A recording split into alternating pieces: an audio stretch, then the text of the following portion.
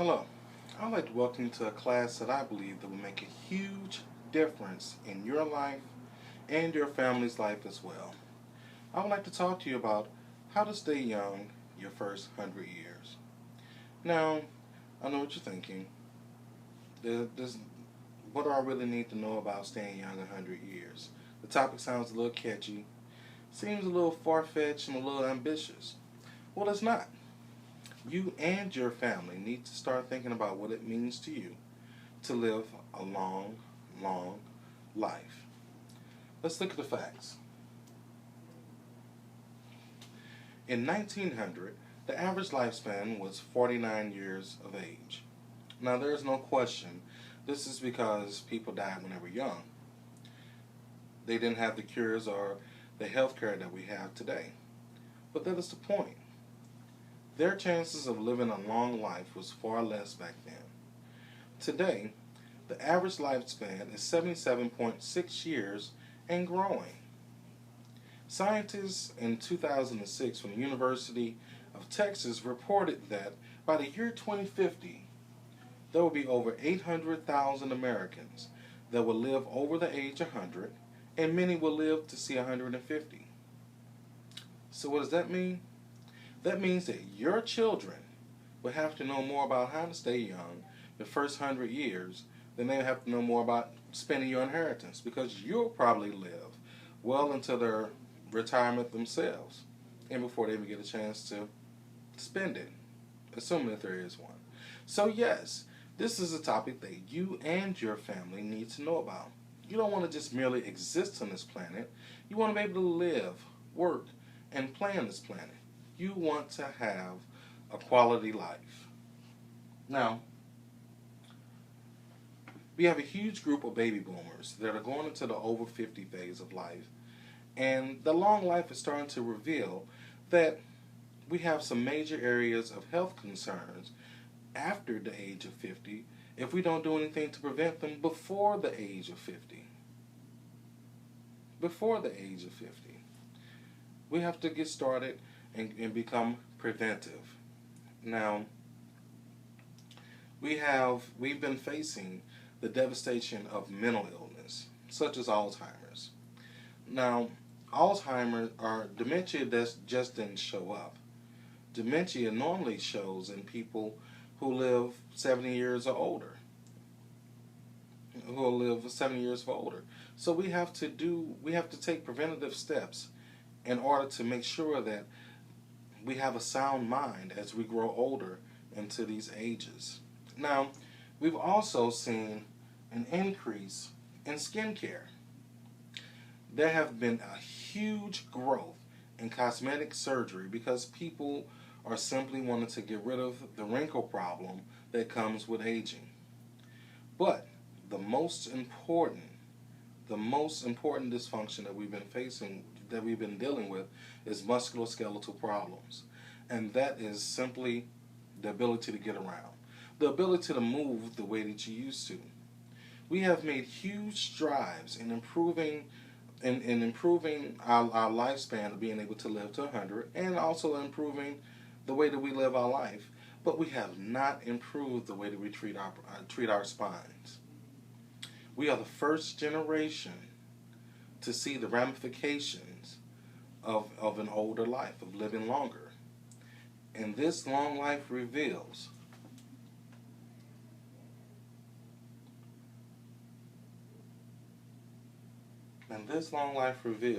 that the most common dysfunction that we're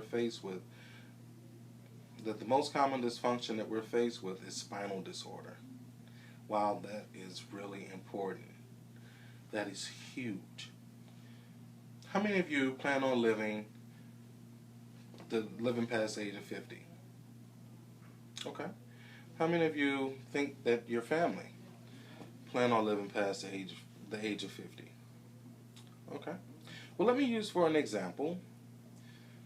What if, let's just say that someone was planning on breaking into your home and stealing all of your possessions. But I knew when it was going to happen, and I knew who was going to do it. And I told you about it. Would you do something to prevent it, or would you just let it happen? Well, I'm able to tell you what is going to rob you of your functional capacity and when it's going to happen. Are you going to do something about it, or are you just going to let it happen? Of course not. Let's prevent it. Of course not. Let's prevent it. If we would take all the steps to prevent someone from breaking into our house and stealing all of our belongings, why wouldn't we take the preventative steps of protecting our mobility? Now, I'm sure that we all agree that it is more important for us to protect our health than it is to protect our simple belongings. Well, let's also think about this. If we live to, let's say we live to the age of 65, or let's just say that we lost our mobility, that we lost our mobility at the age of 65, and we live to 105. That will leave us with 40 years of immobility and pain.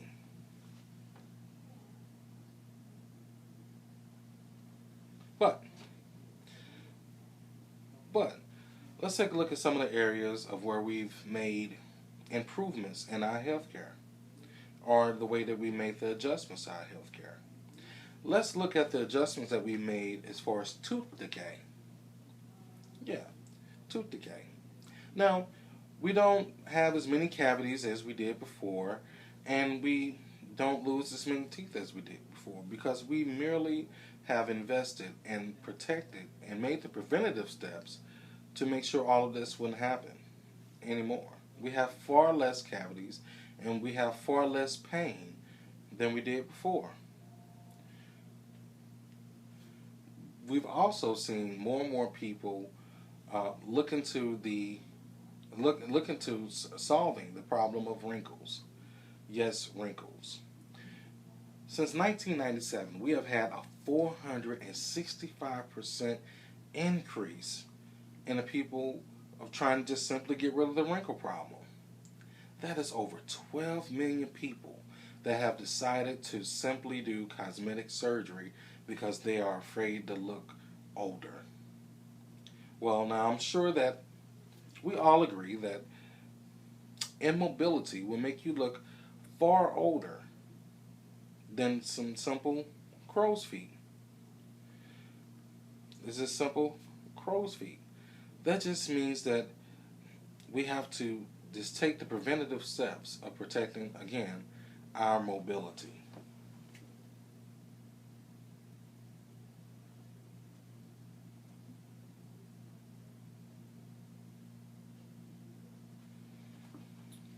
Okay, sorry about that. Now because we have to protect our spine and our mobility, this is major, because there is no such thing as a spinal transplant. You only get one spine. You can't replace it like you do teeth. You can't just simply put a cap on it. Why wait for your back to go out? You don't wait for your teeth to fall out.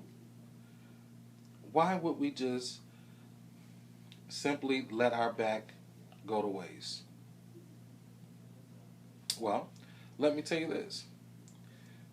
I'm going to tell you why it is way more important for you to protect your spine than your teeth. Simply because there isn't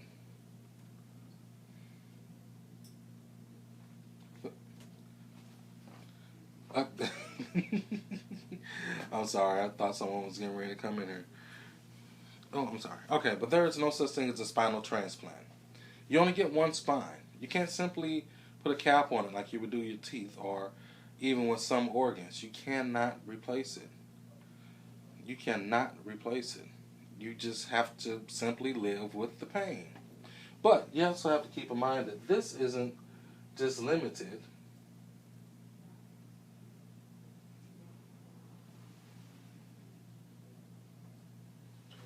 you have to keep in mind that this just is not limited to just back pain.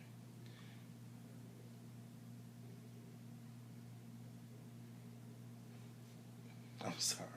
This is not just limited to back pain. You can't get a new neck either.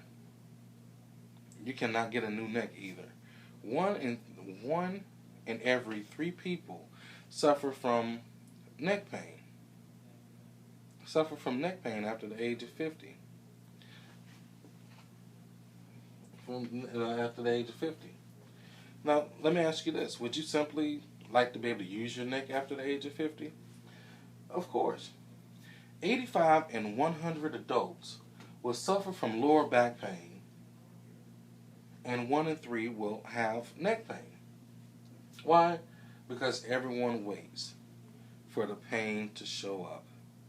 Simply said, pain is the first to come and the last to go. We have to not want to get to this point.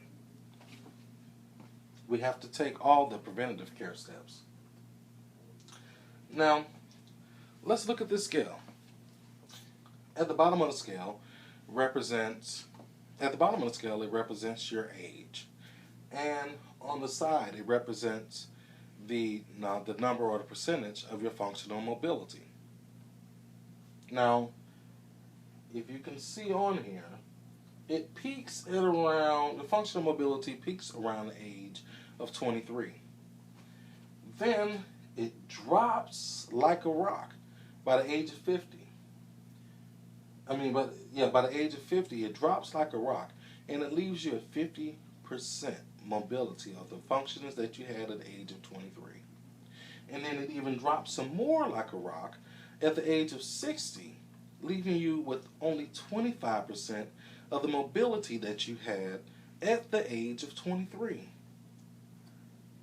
Wow.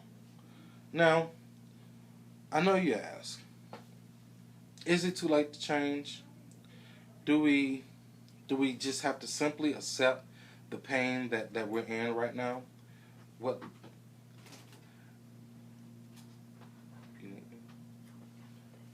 Oh. Are you recording? Yeah. I'm so sorry, but we have the wrong folders up there, so. Oh, it's okay. Yeah, it's okay. It's no big deal. I'm almost to the point. Okay. Do we have to? I apologize for the hiccup.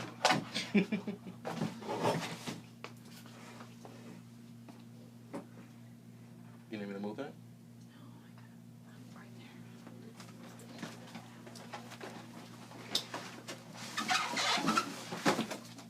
So sorry. Oh no, it's okay. Okay. Can this be changed? Luckily, yes, it can be changed. We don't have to merely just accept the pain that we're sitting in. The good news is, with preventative care, The good news is, with preventative care, we can make a big improvement in this scale. Take a look at the scale right here. Now, this scale represents just letting nature run its course, but it's also showing what improvements can be made with preventative care. Now, it shows that at 75%, it can be maintained with preventative care all the way until the age of 80. Wow, that is huge. At the age of 80, being able to maintain 75% of your mobility is amazing. If we're going to be here, we might as well want to be able to have, we want to be able to use all of our functions. So why not take the necessary steps to make this happen?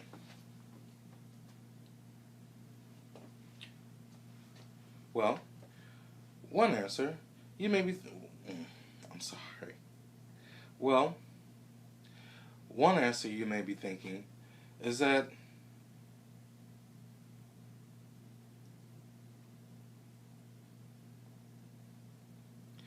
I'm sorry. One thing that you may be thinking is that this is perfect for someone who was younger, who was already young, and who has a chance. But what if I can tell you that even though you may already be over the age of 50, it is not too late to take preventative